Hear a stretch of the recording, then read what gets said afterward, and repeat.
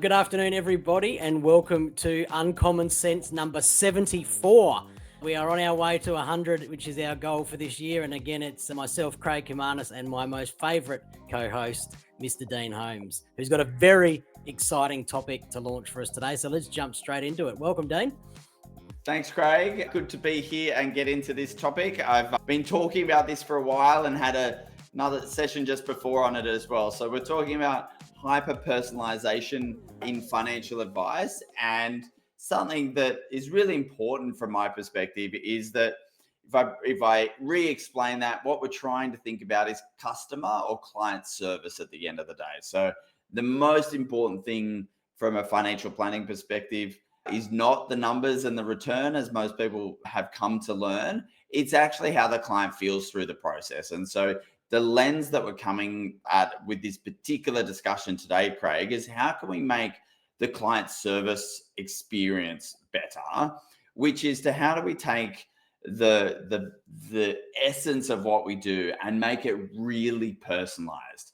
And so there's a lot of different personalization that's going on external to financial services at the moment. Some of it is not wanted. So that's the personalization of advertising, essentially, in terms of all that personalization that happens when we do a Google search and then it follows us around the internet forever. But that's an example of personalization. And it's then the data that companies are starting to collect on us to actually better service in the future. And so the idea that the restaurant remembers you as a customer and then it remembers you along the way is a technology problem, not the maitre d' remembering your name. And so what we want to dive into today, Craig, is all about how are we using the data that we already have and already capture. How can we use that to make a personalized experience? But Craig, first up, what is it? Why do we care about making a personalized experience? Well, I mean, it sounds pretty simple though, right? Like, people are looking for the fact that you understand me. Like, we're competing now with technology everywhere.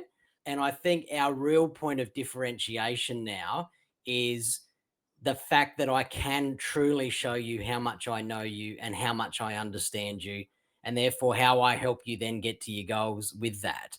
And you're right, Dean, that the big data everywhere. Like, one of my favorite stories about data is when the chemist or the supermarket or something predicted that a lady was pregnant before she even knew she was pregnant because of her buying habits. Yes. Things that she started buying and stuff. So there's this data everywhere that you can obtain and use. Yeah.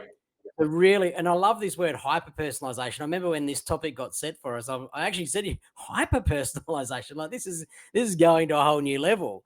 But I think people want it, and that will be the true difference as we evolve as financial planning firms. I don't think we're ever going to compete with technology and AI. I think we will always predominantly work alongside it.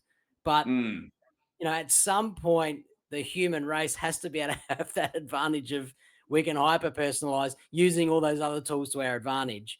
And I think, Dean, when we say hyper-personalization, we're talking more than we just understand that Dean likes a flat white and how that looks. Yeah, absolutely. So let's dive in from my perspective that, as you said, AI is an assistant that's going to help us potentially analyze some of these and do it faster. But really, first and foremost, we're focused on the data and what we're doing off the back of that. So firstly, if we think about what are some examples, if I was to paint a picture of how in the future we can personalize the client experience, and the link here, I think, from my perspective, is really focusing in on the fact that we are capturing meeting transcripts now. And so some of us have embraced the idea of recording client meetings and transcribing those client meetings and doing that with AI. But the story that I'm telling now will motivate you to start last year or the year before in terms of this, or today as part of this. And so what we have in our client meetings, and therefore transcripts from our client service perspective, is actually really rich personal information, which is about stories. So if you can imagine a story with me, Craig, whereby the client mentions what they want to do when their 12-year-old son graduates from high school. Okay, so that is a really common conversation that an advisor and client might have about their future plans. 6 years later, there is no way that you're going to remember what the client wanted to do associated with that. And this could be a simple thing that they go, I'm saving this bottle of wine for when they graduate, or I want to take my son backpacking around the Himalayas when they graduate. It can be things whereby it's not necessarily that it's not necessarily a goal from a financial planning perspective, but it's these hallway conversations, if you know what I mean. Yeah. And so the idea of what do we need to do in order to create a hyper personalized outcome based off that is we have to have that data. Now, you could have put that as a note in Xplan and put a task to be due in 7 years' time. And that's a great way in which you can personalize your advice process if you remember to do that. The second way we're going to be able to do that is to have all the transcripts of all the meetings that you have with this particular client, so that when you are getting ready for meetings in the future or getting ready for important events in the future, you can simply ask Copilot, what do I need to be ready for this particular meeting? And so it's not that far off that Copilot will be able to know that little Johnny's graduating from school this year, because we know the age and we know all that information, and pull back from the transcript that my client said that she wanted to take her son on this journey in the future. And so that's one element of a hyper personalization from a client perspective, to remember all the little things along the journey that can turn around and be a great client experience sometime in the future. Yeah, two examples to back up your theory there, Dean, that are real life examples that I've seen. And as you were just talking about that, they jumped into my head straight Mm, away. Um, the first one was a firm that I know well, where the senior planner was introducing a new planner to the clients to look after them on an ongoing basis. And I always remember him saying to me, through that handover period, all I had to do was pop in at the beginning, because they just want to know, how's my golf game going? How's my daughter? yeah. And for me to say, oh, how was your trip? So it's all those hallway conversations was the most important thing for them to connect with their old advisor on. Yes. To then, so that's that hyper personalization of, if you know all those little things and I just pop in and go, how was the holiday with your grandkids? Or how was that? He said that was the core part to successfully handing over, was that really quick drop Mm, in for those bits. The other example is, I always remember this firm, and they were in Perth, and they constantly had a client who was worried about going on holidays because of her dog. mm, She loves her dog. She, doesn't want anyone to, mess with it. Like, I love my dog so much, I don't think I can go on holidays. And yep. they heard this twice. And after the second time they heard it, they actually, as a firm, researched what are the really cool dog kennels in WA that, have hyper personalization, I guess, for Yeah. looking Yeah. after the dog.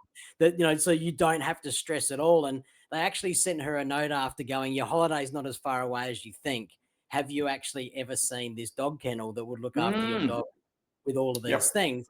And that lady actually went on holiday Yeah, great. because of, And because so of this that is the email. example, great examples, Craig, of Yeah, whereby this is not just using technology to create the hyper personalized outcomes, but it's actually using, if we just take that as the idea, we've got to listen out for those things first and foremost, but the technology can aid you to do that going forward. So it's not going to we're not removing our ability to be spontaneous or to help our clients, but we're trying to do that consistently across all yeah, of the businesses. So we think of this lens of how can we make a really good client experience, and using the data that we're already capturing about clients is a really great way of personalizing what can be something that is a little bit stale at the end of the day. yep. Dean, to throw something into the mix on this, we're talking about, the data that we've got and how we use that. But when Mm, I think about hyper personalization, I start to lean towards the data that we don't have. Mm. And I know there are some firms in Australia that have done this, either are still doing it or maybe have dabbled and tried. But I think back to a lot of the times you and I have talked about like CEOs managing their people. It's about how do they understand who their people are, what are their personality traits, and all of those types of things. And Mm. using through a People Logica test or something along those lines that tells you about the person. And I wonder if we're going to hyper personalization, whether this is part of the process you can bring in with your client to actually truly understand their behavioral characteristics, which could lead to a number of things. The few examples that come to mind is, this client's a fidget pot and can't concentrate. So my meeting needs to be shorter when I meet with them. This one's detailed, really loves all the information data. So maybe we need to build in a bit longer, and we need to make sure that our review pack or our new SOA pack or whatever it might be, however we're presenting that advice, goes into all the nitty gritty and we get that. There's a couple of examples, but I wonder if that could be something that comes into hyper personalization. Yeah, absolutely. The reason why our ads are hyper personalized is because you can track our activity and therefore get the hyper personalized ad there. So we have to do the same data capture at the front end. Now, some of it may be industry specific, like engineers versus Yeah. designers or something like that. So we might be able to gauge a little bit of it from things that we already know, and then there'll be either questions or questionnaires that we have to go through in order to collate that other detail. So that knowledge that someone is unhappy, as an example, or the knowledge that someone is wants shorter meetings, it's very hard to capture that unless we specifically question it. But what a great example. Like, let's actually question it. And then as a result of that, you can personalize the meeting experience through that process as well. Investment portfolios, Craig, is something else that comes to mind in terms of Yep. personalization. And sometimes this is an element whereby perhaps you go back to the old school, like a broking relationship or an investor recommended relationship, whereby clients were getting bespoke recommendations, which actually made them feel more engaged with their portfolios in general. Some it led to people being overwhelmed.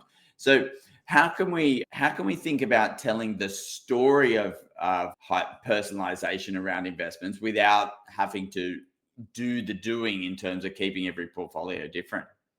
Yeah, that's right. And I think it's, frame it up in terms of their ambition.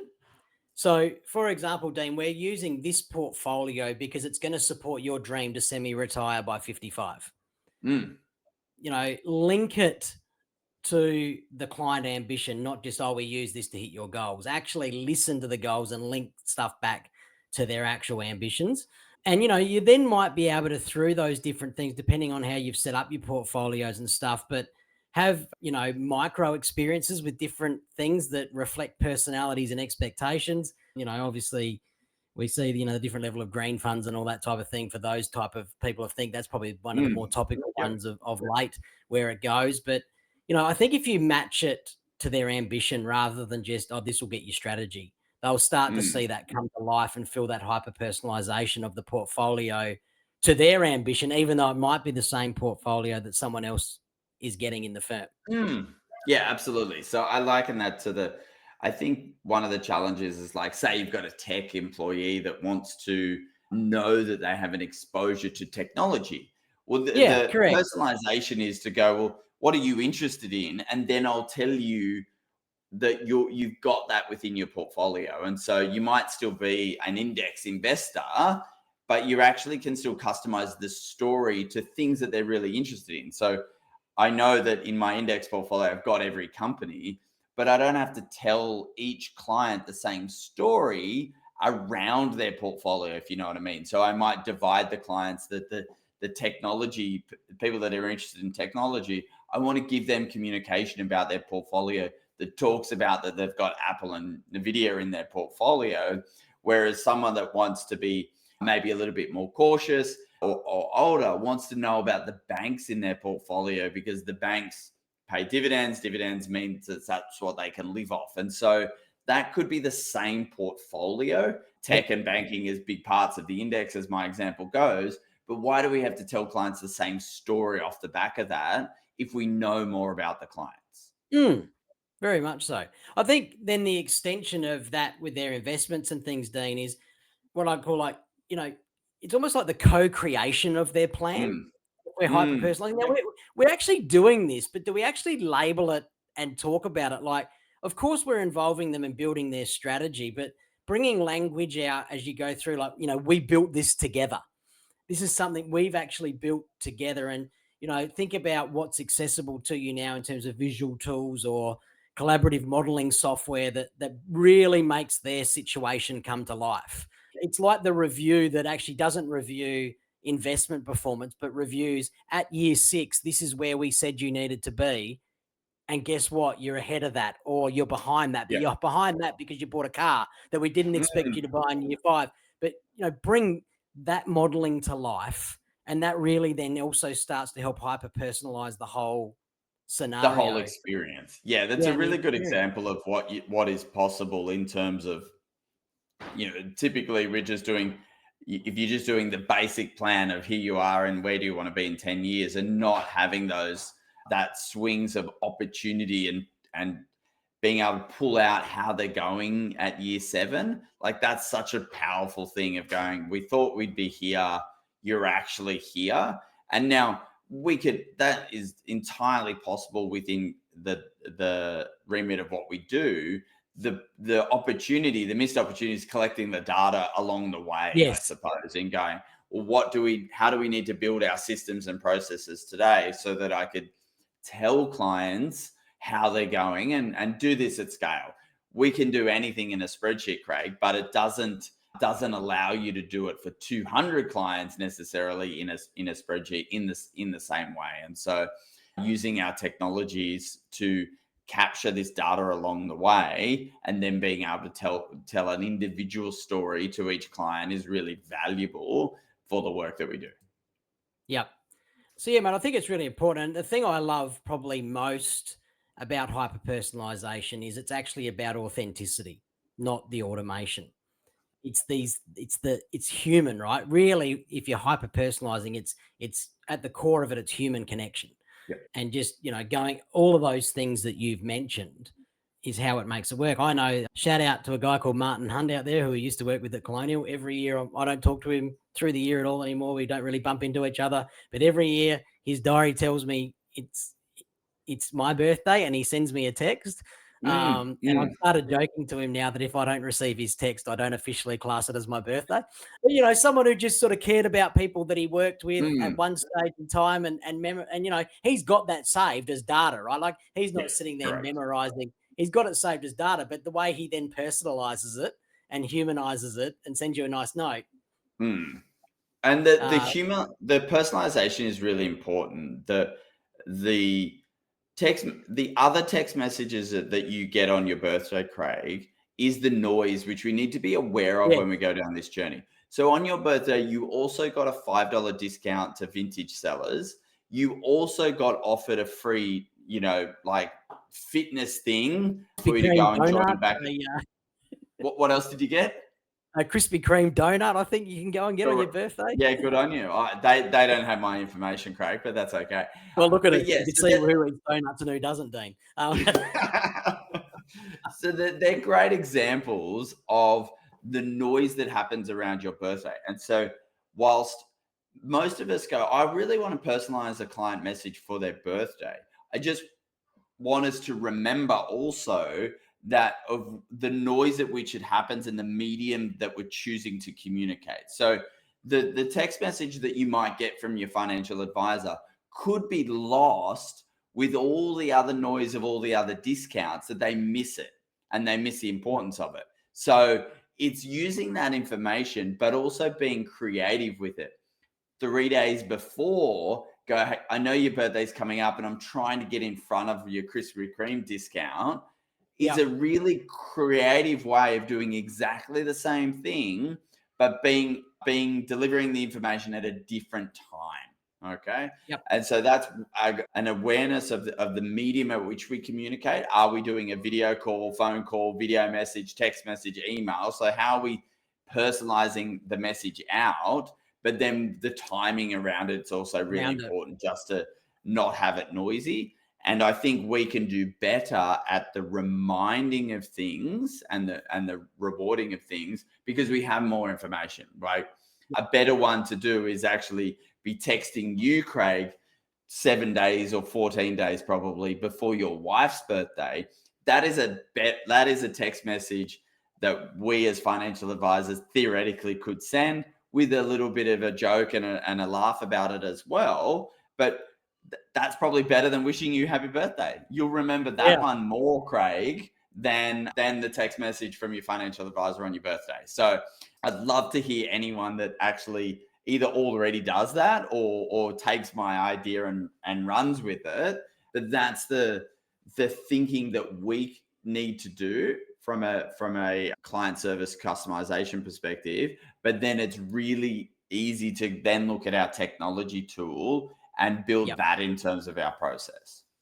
Yeah, Dan, to echo that, I'd love for anyone listening to this on LinkedIn, either now or later, real life examples are great. So get into the chats and let people know what hyper personalization you are doing in your firm, because it'd be good to get some nice examples following these conversations. But I also, when in this topic, Dean, love random acts of kindness that might not necessarily be random from your perspective with the planning, but feels like a random act of kindness on the other side.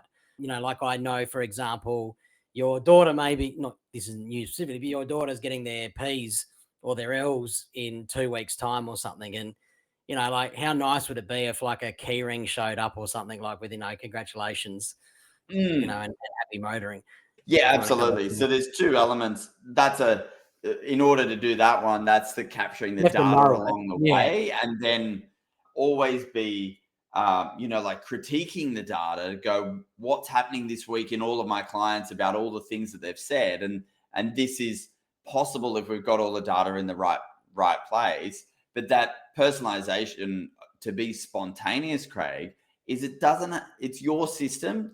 If it's spontaneous at the recipient's end, it's all that matters. And so I have this joke that you can literally set a recurring thing on your phone for every 272 days to do something. I joke that it's send my wife flowers. So if you send your wife flowers every 272 days, you'll get credit for the spontaneity of that particular thing. They don't need to know you've built a system that results in randomness, okay? Because 273 days is random in terms of its execution, but it will achieve a great objective on the other side of looking spontaneous. And so I call it systematize the spontaneous, but you can do that type of activity with your clients. And then if we could be delivering things that are personalized as a result, I think that's a great element of being able to make this client journey really personalized, because we're always going to make sure client salary sacrifice. That's pretty well a given. It's the vanilla ice cream of financial planning. But what we're trying to do is say, my financial advisor puts sprinkles on top. They make the experience so much better as a result of doing some of these personalization activities. Yep. And it's knowing it, mate, and it's remembering it, and then it's implementing it at the right time. Like, as you know, like I host conferences, obviously for our clients, and you just pick little things up along the way. Like, you know, there's one person who only drinks Sprite. And so I remember when we were planning the conference going, during the lunch times, I need to make sure there's Sprite there because that will make that person happy, kind of thing. But then the one that had the biggest impact for me was we were doing an afternoon like closing keynote, and we were giving out drinks through the closing keynote. And I specifically remember that there was 3 people in that audience that have decided not to drink alcohol anymore. And I went up to the bar staff because they were just quietly going through the tables and putting drinks down or offering people off a tray. And I went up to the bar staff and I said, I need 3 non-alcoholic beers, and they need to be dropped in front of that person, and that person. Because I knew they liked non-alcoholic beer. But they wouldn't ask for it in that moment because there's a keynote going on and it's awkward and they might not want to say it or speak up. So I just got them to very quietly, not even ask if they wanted it, but just drop it in front of them. And the feedback I got from one of the individuals post that was like, that is one of the most classiest things I've ever seen. I didn't feel left out. I actually got a drink that I wanted and I enjoyed it, and I felt, you know, part of what was going on. Yeah. And so this is brainstorming, right? So Yeah. the element of brainstorming without the restrictions of how are you going to do it, that's the call out of what we need to do post you listening to this podcast, is that everyone needs to just theoretically go through what are the cool things that we could do for our clients if we had no restrictions and we could make it a reality. And so Yeah. we're trying to move so much past I put your coffee order in X plan, so I know when you come in that you want a long black. Whilst yes, you should do that. It's part of the memorable, but it's not going to be the thing that makes your business hyper personalized. But it's brainstorming all of these things and then working out whether it's data that will help you do it in the future, or if it's a process that will help you do it into the future, and then either build that data capture so it's going to help you do it going forward, or build that process so that it's a system. And so even though it might feel spontaneous for the client, we've built a core system in the back end. Yeah. Mate, we could go on all day with different examples and ideas for this, but we don't have all day because we commit to around 20 We to were 30 holding it, yeah, and we're minutes. holding the rest off over to episode 75, Craig. So, But I think I would summarize this by, review not just financials, but life's changes. Make it easy for clients to update their preferences and goals and tell you this kind of information, and, keep the relationship living and evolving. And that'll help you get closer and closer to, deeper hyper personalization. indeed. Thank you. Well said, Craig. Well summarized. Obviously, this all goes into AI to help me personalize something for you in the future. I can't tell you whether it'll be donuts or something else, but great example of today some of those ways in which we can start to personalize the journey. So thank you very much for everyone that's listened live and those that listen later. Have a great day and we'll talk soon. Cheers. Bye, everyone.